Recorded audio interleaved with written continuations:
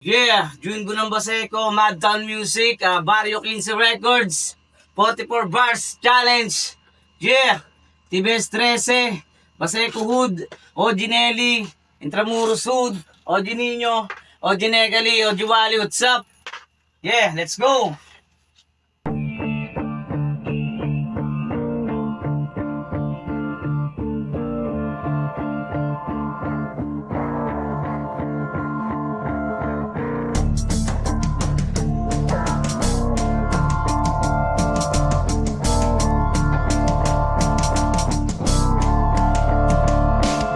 44 para sige ating pakitaan. Marami ako dito niyan, hindi mauubusan. Kargado palagi, di nawawalan ng biyahe. Mahaba ang pangarap, walang balak gumarahe.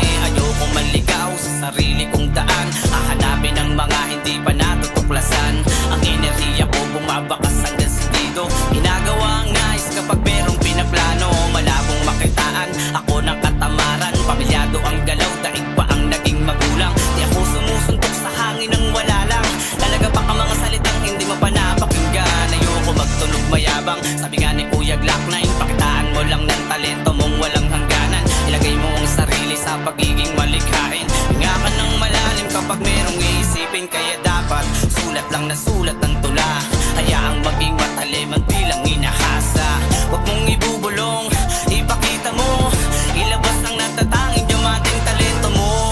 Lahat kailangan mong mahugot. Kung gustong makarami, huwag magbibilang ng hakot. Sulitin ang maaga pagkakataon makuha, upang nasa ganon maramdaman ang pambira. Ang sarap ng langhapin kapag ang mga pangarap mo'y natutupad na rin. Naputi sa garin, ang lipat mo pataas. Nagbunga na ang mga tinanim, pwede kang pumitas. Hanggang saan pwedeng umabot ang iyong kakayahan sa mga gusto pang malibot. Ikaw ang paraan para maging isang bituin. Lakpatin ang lakarin, tsagain at banggain.